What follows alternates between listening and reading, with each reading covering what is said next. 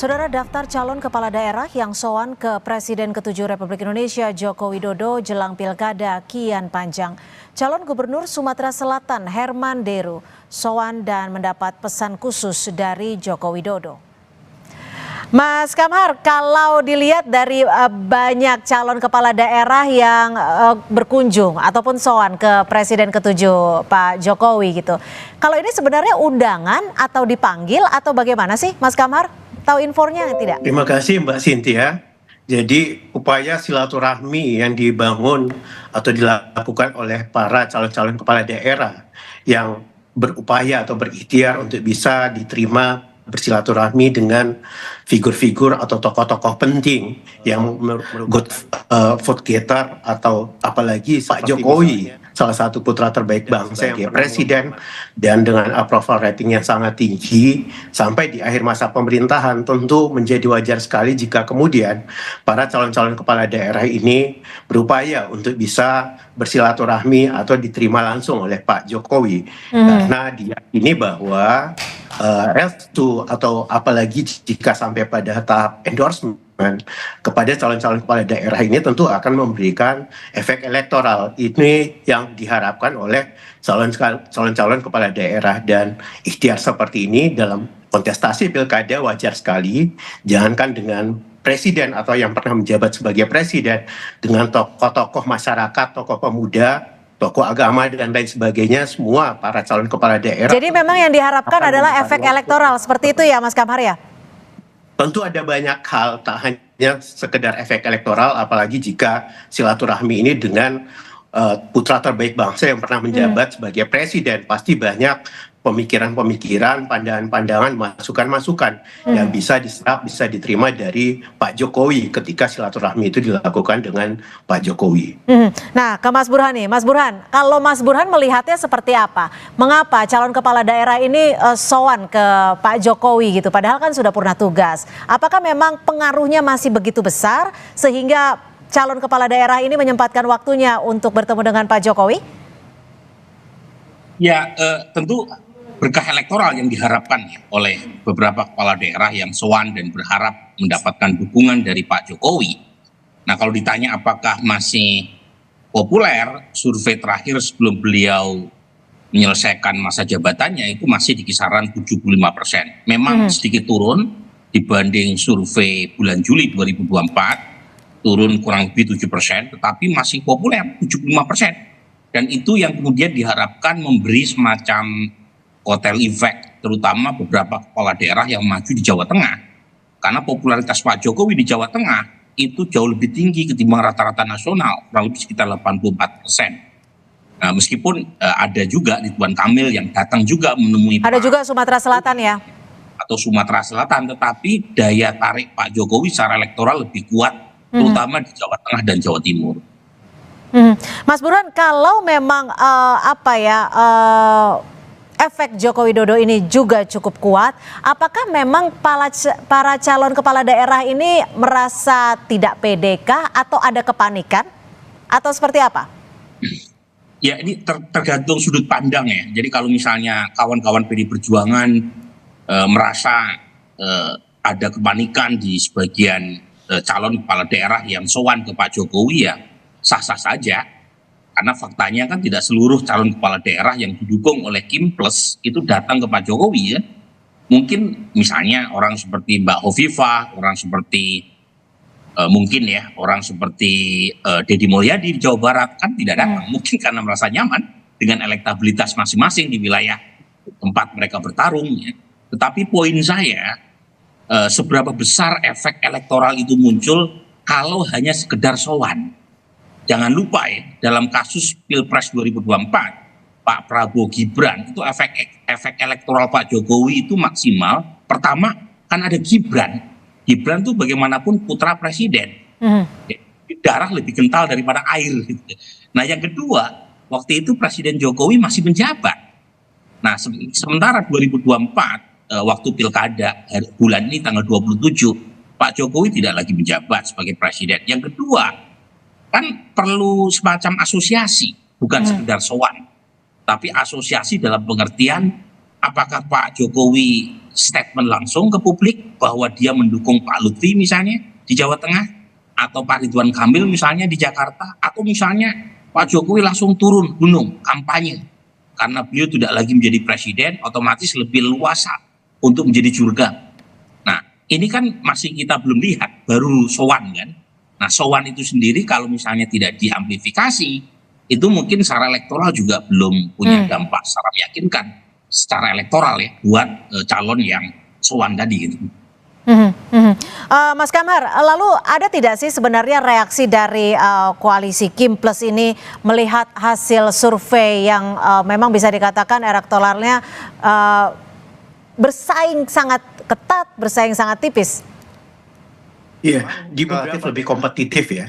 Namun di daerah yang lain juga calon-calon yang diusung Kim Plus itu jauh lebih unggul. Di daerah yang kompetitif, kalau kemudian misalnya menggunakan cara-cara untuk menambah elektoral antara lain bertemu dengan tokoh-tokoh kunci termasuk misalnya Pak Jokowi untuk di Jawa Tengah, ya ini sah-sah saja sebagai ikhtiar untuk memenangkan kontestasi. Yang keliru adalah dalam pandangan kami ketika ada insinuasi bahwa silaturahmi yang dilakukan kepada Pak Jokowi ini adalah bentuk upaya untuk mencari cawe-cawe dari Pak Jokowi. Ini kami nilai sangat keliru karena Pak Jokowi sudah tidak menjabat lagi sebagai presiden, sehingga tuduhan atau prasangka itu menjadi tidak relevan. Apalagi jika misalnya ada tafsir bahwa Kang Emil ketika bersilaturahmi dengan Pak Jokowi ini sebagai presentasi mentalitas kalah. Ini menurut kami sebuah tafsir liar karena sama sekali tidak relevan. Pak Jokowi itu konteksnya adalah pernah menjadi gubernur DKI, Kang Emil sebagai calon gubernur DKI, ketika dibangun silaturahmi dengan Pak Jokowi tentu menjadi sangat relevan dan berdasar untuk itu. Jadi kami menilai seperti itu. Mas Burhan, ini kan kalau dilihat beberapa waktu terakhir ada Ridwan Kamil yang bertemu dengan Pak Jokowi dan juga bertemu dengan Pak Prabowo. Lalu Ahmad Lutfi yang bertemu dengan Pak Jokowi bersamaan dengan Pak Prabowo juga. Ini apa yang menyebabkan kedua calon gubernur ini menemui Pak Prabowo dan juga Pak Jokowi? Apakah memang karena sudah bisa dikatakan alert gitu atau seperti apa nih? Pertama, tidak semua kepala daerah bisa kita justifikasi secara mengeneralisasi ya. Misalnya Pak Hermanderu di Sumatera Selatan datang menemui Pak Jokowi. Itu sebenarnya elektabilitasnya sudah sangat tinggi Pak Hermanderu. Jadi bukan karena ngalap berkah elektoral. Tetapi memang untuk Jawa Tengah dan Jakarta itu sangat tipis perbedaannya. Masih dalam margin of error. Jadi kalau misalnya kubu sebelah PD Perjuangan menuduh ada kepanikan dari sisi Kim Plus dengan mendatangi Pak Jokowi dan Pak Prabowo, lagi-lagi tergantung sudut pandang perspektif masing-masing. Kan nggak salah juga kalau Mas Kamhar balik menuduh mereka dengan mengatakan panik ya kalau misalnya calon kami didukung sama Pak Prabowo dan Pak Jokowi. Kan atau karena memang dua daerah ini menjadi daerah yang sangat diinginkan untuk dimenangkan, Jakarta dan Jawa Tengah. Tentu saja Jakarta dan Jawa Tengah wilayah yang sangat krusial, dan jangan lupa Cynthia ya, Jawa Tengah ini kalau misalnya Indika menang sebagai gubernur Jawa Tengah dan tentu saja menjadi gubernur atau kepala daerah di Jawa, itu salah satu tiket yang memuluskan untuk pertarungan 2029. Dan Pilpres ya?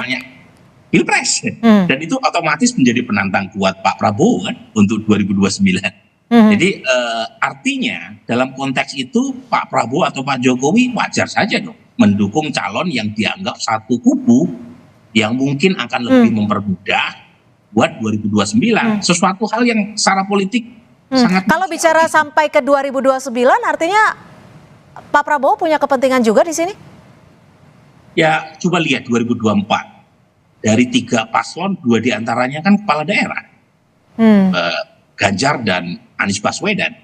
Jadi pada titik itu masing-masing punya kepentingan. PDIP juga punya kepentingan, Cynthia.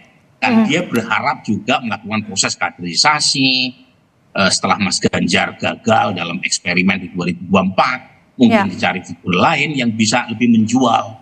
Dan Andika bagaimanapun mantan Panglima TNI ya, yang kemudian kalau misalnya menang di Jawa Tengah, itu otomatis bisa menjadi orang nomor satu dengan jumlah populasi 15% dari total populasi nasional. Oke. Jadi kalau kemudian masing-masing memperjuangkan kepentingan itu, ya apa salahnya? Yang penting adalah dilakukan sesuai dengan aturan main. Ya. Misalnya untuk kasus Pak Prabowo, bagaimanapun beliau sekarang presiden, jadi ada aturan main. Kalau memberikan dukungan tidak boleh melanggar aturan. Nah, sesimpel itu yang kira-kira memungkinkan leveling the field itu tidak dilanggar. Mas Kamhar, jadi sebenarnya efek elektoral apa yang diharapkan dari Pak Jokowi ini untuk para calon kepala daerah?